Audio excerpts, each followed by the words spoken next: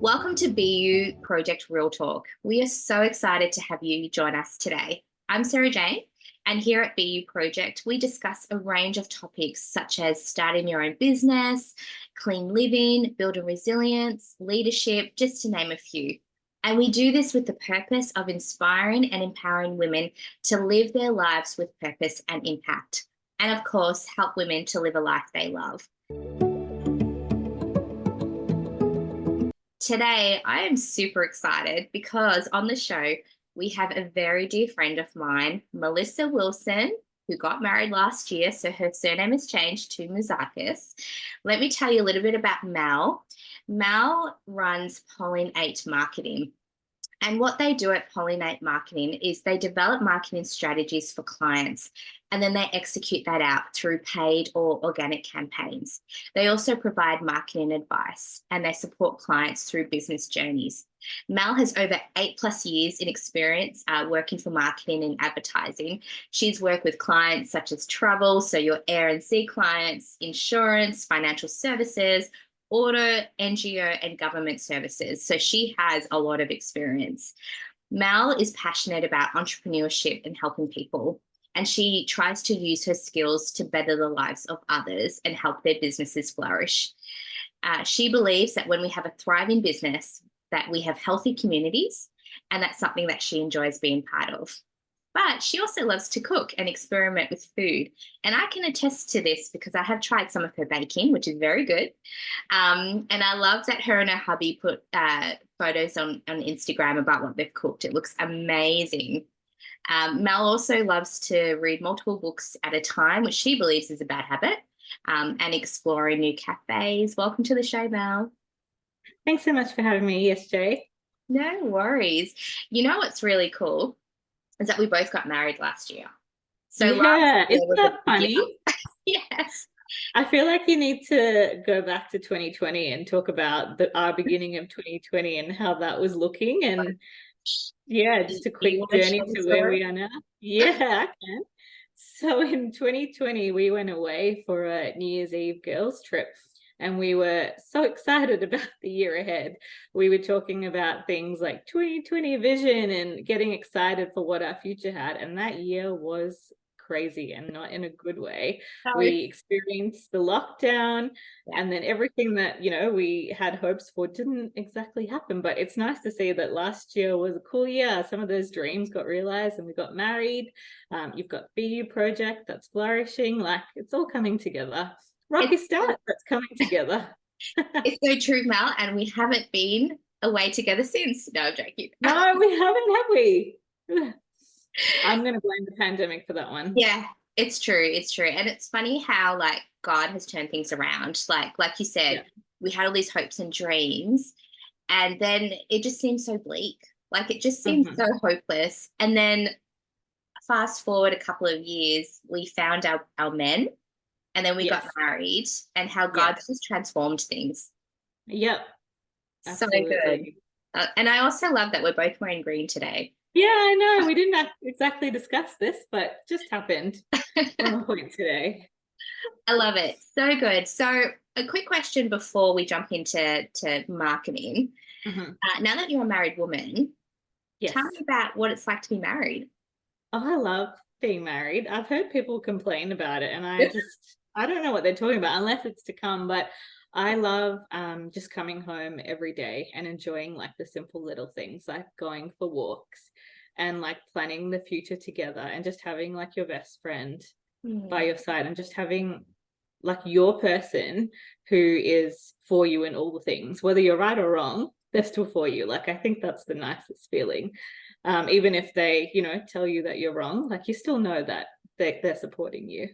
It's so true. I think for me, it's been such a learning curve in um, communicating, like Oh really yeah. open communication. And I think it's when I've been brought up in different homes, you do things differently. And I think Yeah. even just expectation, like working through, oh, you will do that or I will do this, and not just assume that that person knows what you're thinking. Yeah, it's funny in a household, you assume that things just happen because your parents did it. Like your mum always did the laundry. So you're just waiting for Yes. all the way, and then suddenly it doesn't happen. Weeks have passed and you're still taking your clothes out of that basket. Now you've got to do Yeah, no, I have to do it. Although I still sort of lean back on that basket for a week situation. it. No judgment here. We all do things Yeah, differently. thanks. But marriage is a lot of fun and Yeah, hard work, but a lot of fun. yeah. Rewarding. Hard, definitely hard work. But work that is worth it, I think. Yeah, I so agree. And talking about hard work, I'd love to kind of unpack pollinate and really understand how it all started and kind Mhm. of how did you get the idea and where did you go from there? Yeah.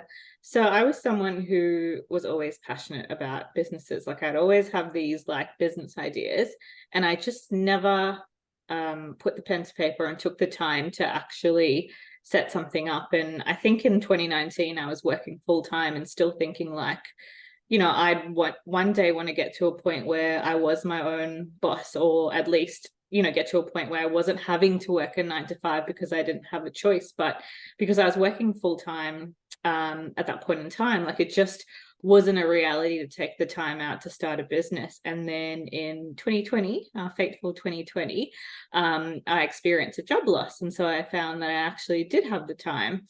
And even though that job loss was hard, I was like, really ready to go. Like I was really motivated and I didn't want to be held back by a pandemic. So I decided to start Pollinate Marketing. So I took the skills that I already had. So my full-time job was working in marketing and advertising. So in my full-time role, I was helping clients, some pretty big clients with their marketing strategies. And I thought, I have the skills to help small businesses. And if you remember back then, a lot of businesses were popping up, like heaps of home businesses here and then. I thought, what a great time to actually help businesses through this pandemic, but also the ones that are starting to emerge. So that's how Pollinate started in the beginnings of the pandemic. I love that. I love that out of something that caused chaos across the Mm-hmm. world, that people did find opportunities in the Yeah. pandemic, and you were one of them. And I love Yeah. that you saw a need and that you went for it. And I think you can go, well, we're in a pandemic and people, did lose their jobs and all that kind of stuff. And Mm-hmm. I think we can assume that people won't be able to afford our services, or we can assume that people might not be looking for what we can offer. But I think sometimes you just got to go for it anyway. Yeah, because where one person decreases, so I saw a lot of declines in marketing budgets, right? That's where a lot of job loss happens. Some people are dialing down where others are dialing up. For example, the energy sector saw a boom because we were all at home. So, you lose some in one camp and then you gain some in the other. And businesses at that time needed a lot of marketing strategy and support to actually change from what they'd been doing for so many years and just didn't know how to do. Like, no one knows how to navigate a pandemic. So you kind of have to rely on the experts to take you through that based on their like previous knowledge. Yeah, it's so true. And I just want to kind of really start at the basic with marketing. So for Mhm. me, I kind of get it, but for someone who just really hasn't dabbled in marketing, how would you explain it and why is it important? Yeah, so I guess the textbook definition of marketing is the promotion of products and services. Like that's what I was taught at uni. But marketing is such a huge umbrella. So I would go so far as to say it also includes things like marketing research and advertising. And this extends to things like your digital marketing, things that you see in the newspaper, your big TV campaigns, blogs you see on the internet. Like it's so broad, right? And so that's why I think we can get a little bit tangled and confused. And I think the one thing to focus on here is targeting your audience. So the whole part of marketing is actually to speak to that targeting audience, so that you're going after the right people who actually want to purchase your products and services. If we start, promoting to everyone, we find that there's a lot of wastage of our time, of our budgets, if we're running paid ads and things like that. And say someone has started a business or wants to promote a service or product, or even just personal branding or whatever, become an influencer, whatever niche they're looking at, and they want to do marketing. And because it is so broad, where would they start with that? Yeah, it's a good question. I'd say to start with the tools that you already have on hand. So, everyone has a social media account. You can take the time to set up a website, and you can have some business cards designed. Like, that's the basic, right? And then I would say to then look to your immediate network to start promoting that. So that would be like your friends and your family, or your work circles, whether that's existing or present, or your church community, because word of mouth referrals in the beginning is so powerful. Like, I started the whole business based on word of mouth referrals, because when you're just emerging on the scene, you'll start to work with people who already know you and trust you. So you have to start with what's in your hand. As you grow bigger, then you'll have the time to actually do all those marketing efforts outside of your immediate circle. And that's when you can start to grow trust outside of that immediate circle. So yeah. Yeah, awesome. I love that you've kind of talked us through with what's in your hand, because I think it can be very overwhelming. And also, like, there's so many services out there about marketing. And do you do paid sponsorship ads that they have on Instagram, for example, or do you use hashtags to when you post a photo, or like, there's so many different things. And I just want to kind of touch on Google. I know that Google is another form of getting your brand or service out there. One thing that comes to mind is, say, for example, I'm in the life coaching business. So someone's looking for a life coach, or I'm looking for a life coach, and I type in life coach in Melbourne. And then they've got a whole bunch of things that pop up. How does that all work? Is it just the people that pay more that pop at the top, or the people that have most traffic? Like, how does that work? Yeah. So Google's a pretty complex system, and there are two ways in which this works. So we have what we call organic SEO. So that is when you're not running ads or anything. It's just about how your website pops up, and everyone wants to be first on the page. But Google does a lot of ranking, and so that can be determined like things in your keywords in your copy. So if your website isn't pulling the right keywords, you're less likely to be up the top. And then there's things like on-page SEO, which can get quite technical, but it's about things like the load time on your page. If you have a page with too many images or videos and it takes a long time to load, sometimes that can actually bump that down in like the search results. And then things like your meta tags, which is basically information that's hidden in coding that tells Google a summary of what your website's about. So if we're using the life coach example, you would need to have something in your meta tags that says that you're a life coach in Melbourne, that tells Google that without it having to scan the page. That's the organic part of it. Then we have the ads part of it. Basically, it's a bidding strategy. So it's paying for keywords, and there are certain keywords that are more expensive than others. And because it's a bidding strategy, say, for example, you had a medium-sized budget and another life coach had a much bigger budget. They're paying a lot more for those keywords. Their ad is more likely to be seen, probably on certain days more than others, because if someone is searching, say, on a Thursday for a life coach and they've paid $20 for their ad to appear and you've only paid $10, their ad will get served. So we always say, when it comes to Google, you've got to have both strategies. You've got to have your organic, so have your website working really well for you. That's your long-term strategy. And then your ads is there for those short-term wins. So like on certain days, you can outbid someone. And also things like having like good ad copy in your ads as well, so it's relevant and catchy when someone looks at it quickly, helps as well. Do you think it's possible for someone who doesn't have experience to do all this themselves, or do you think it's better off actually engaging with the agency or someone like yourself that actually knows what they're doing? Yeah, if you're someone who understands analytics and data really well and you're good at IT, I think you can have a stab at it. The mistake that I've seen a lot of clients do is in the Google Business Suite, there's like the smart campaigns and then there's the expert level. A lot of people opt for using these smart campaigns because that looks pretty easy to set up, but that actually wastes a lot of money. And unfortunately, Google does take advantage of that. Whereas if you go into the more complex system, that's when you'll need to rely on the experts. It takes a few years to learn how to get the setup right. I also see a lot of businesses trying to use Google Ads without using another tool called Google Analytics. And you need to use those two in tandem to get the system working correctly. And that, again, you'll need an expert to try and understand. I'd also say for business owners who, don't want to use like a external person and want to learn, I'd highly recommend taking some courses before trying it themselves. It'll save a lot of money in the long run. Mm. And just going back to like with a website, I have heard like mixed views about having a website for a business. What do you think is the main advantage of having a website over just purely using social media? Yeah, I think it drives that extra credibility, but also the website actually helps when people are searching for you on Google, because then you can update things like Google My Business. They can look at your Google reviews and they can look at your address if you have people who need to come into a shop front. So I feel like you disadvantage yourself without having the website.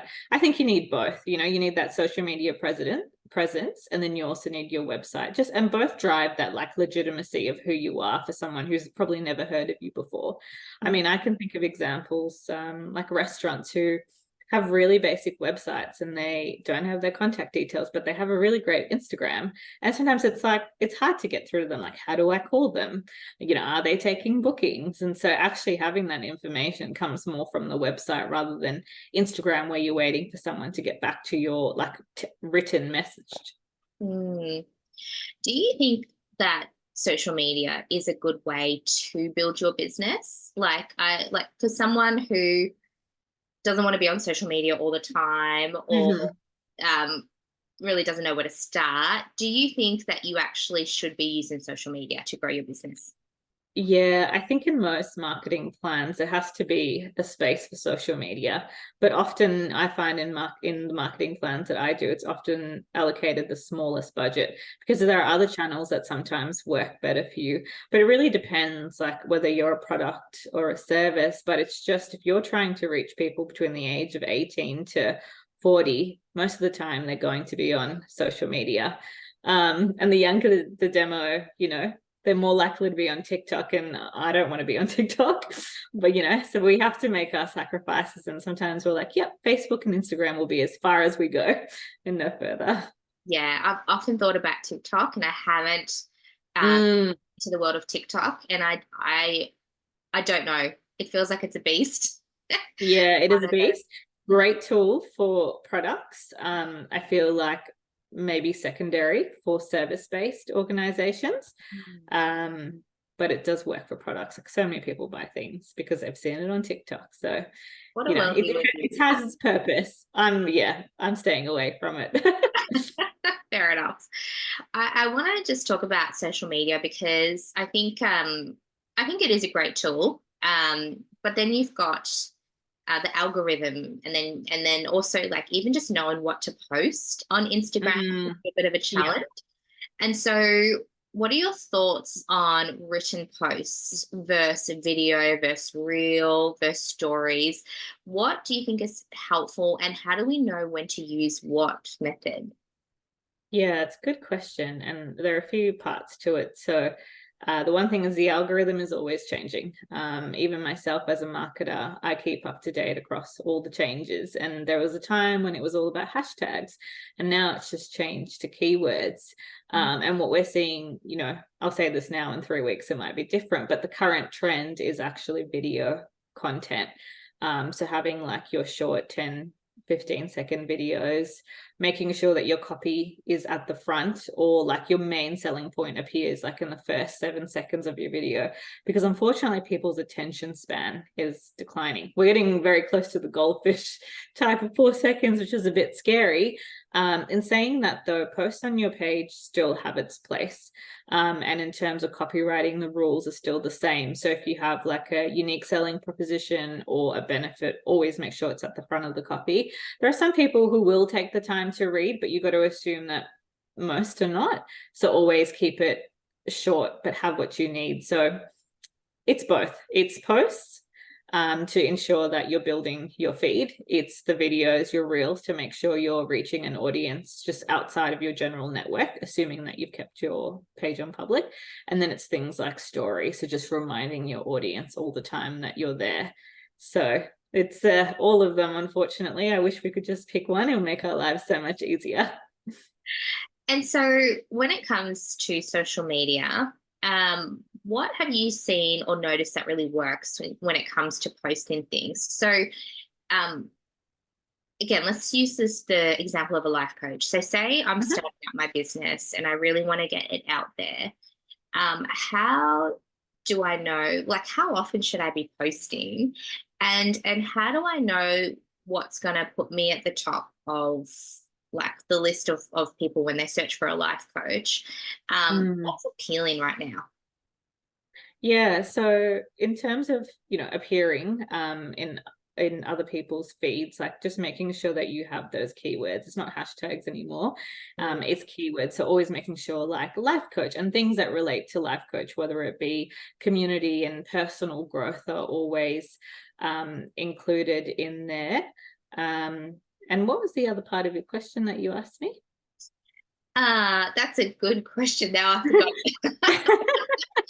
I think it's like how often should I be posting on social? Oh, the Yeah. frequency. Yeah. So I always say 3 times a week, but that's a lot for some people, right? So I say, try to post if you're time poor. And then if you find that you can't do that for a few days, take that same post and share it to your story. So you're ticking that box with the same content.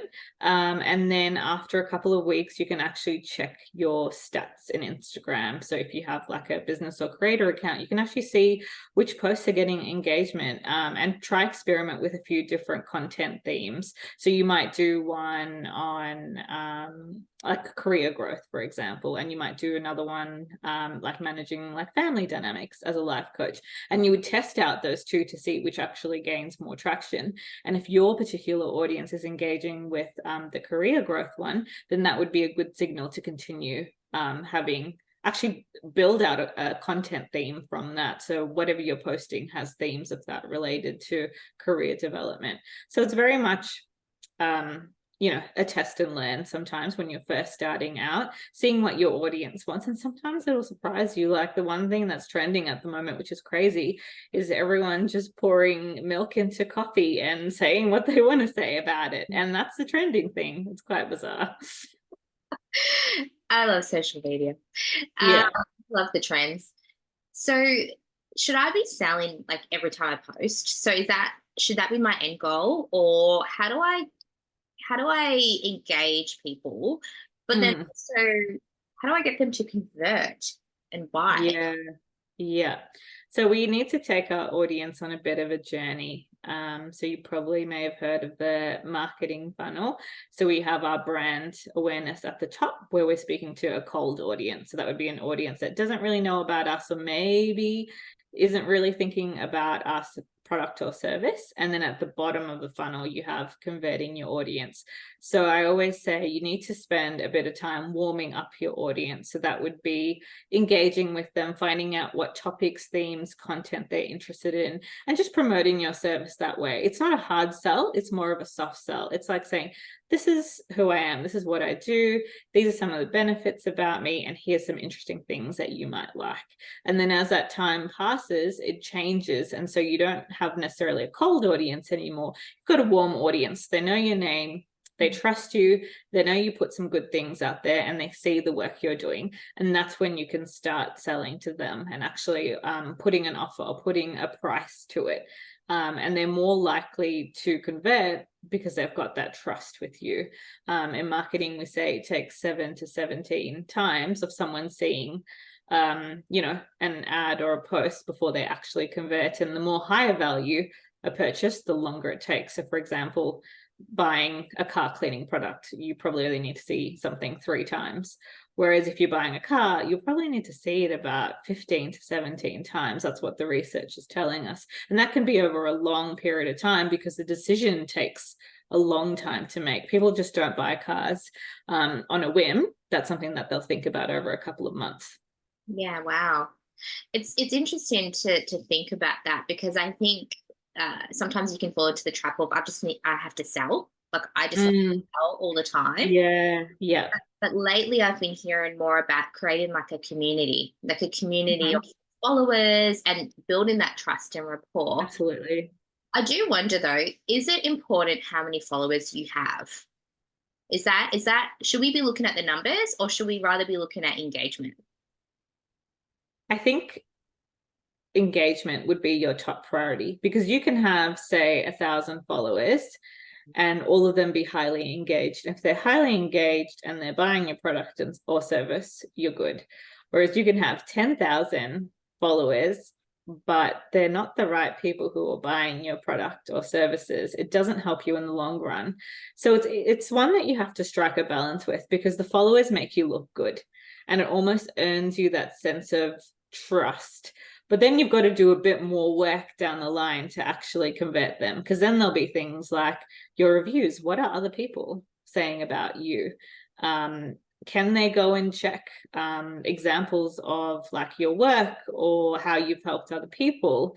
And then they'll start looking at your price. Is it comparable to other people, etc. So yeah, it's one that you really have to try and speak to both. But naturally, if you're posting all the time and you're putting engaging content out there, you should see that start to grow. Yeah. Yeah, amazing.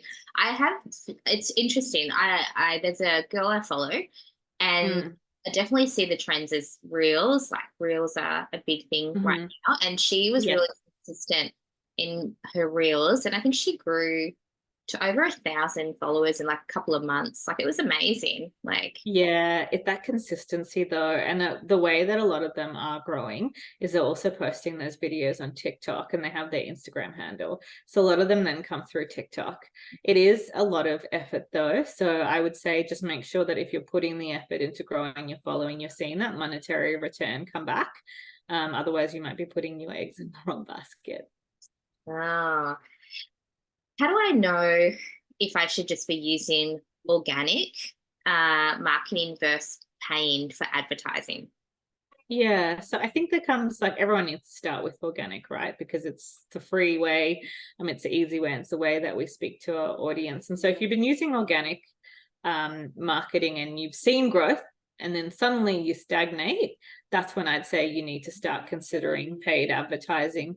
Assuming you've got your profile on public, you should be able to reach people just outside your immediate network, but there's a limit to that. And so with paid ads, you can actually push that to people outside your network.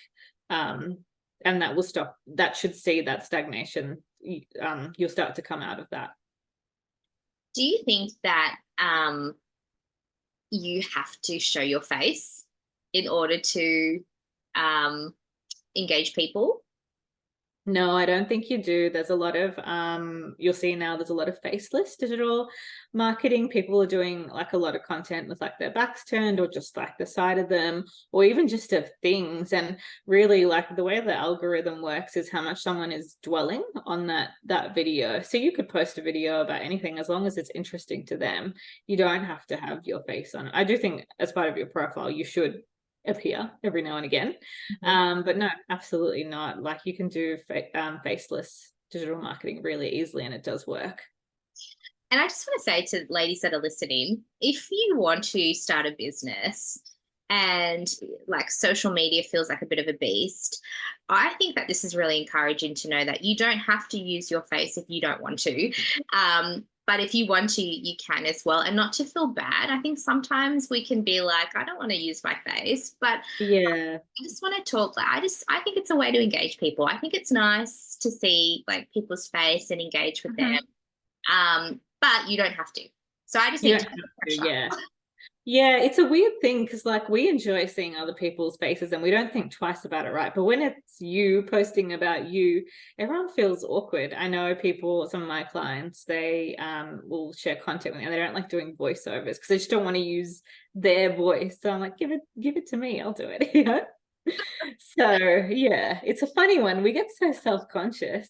We do. We do. And anyways, yeah, women go for it. If you want to start a business, go for it.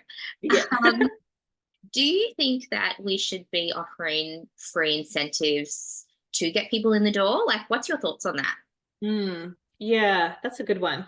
Um, I think in terms of offering, for example, like a lead magnet on a website is okay. So maybe you offer like a sample of your content or services or whatever it is, just like a snippet, that's fine. But in terms of pricing, I don't think that we should be giving away anything for free. There's a lot of psychology behind this. And when things are cheaper or free, um, as someone who's about to buy it, it almost lessens it in our eyes. So if you think about your favorite hairdresser, when's the last time they've done a discount? They don't, because you know it's a good service, you know. And if you know the value of a car and suddenly it goes for really cheap, you start thinking, what's wrong with it? You know, I can think of so many examples. Like, think of your favorite brands. You wait for them to go on sale and they never do, but guess what?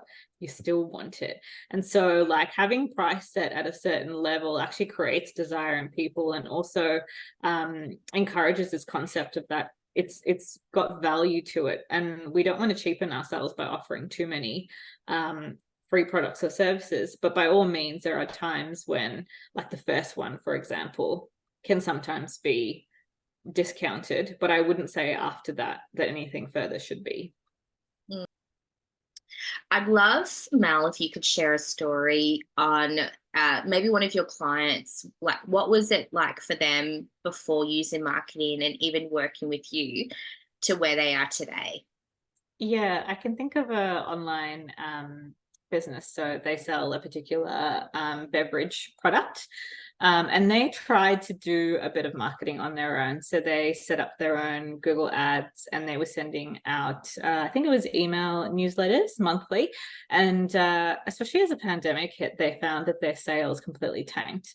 And that was because luxury goods was one of the first thing to go when people experienced job loss and things like that. So I took on their Google Ads account, and I could see, I was like, they tried their best, you know, but I actually had to rework the account, and they were wasting a lot of money buying keywords that were not relevant to them because they hadn't done their research. And the way you do your research is by using Google Analytics, one of the products I talked about earlier. So I see a lot of businesses just neglect to use that. And so within a month of when I took them on, because this was, you know, it was a pandemic, it was the only way to buy products was really to order online. Google was the right place where the audience lived, right?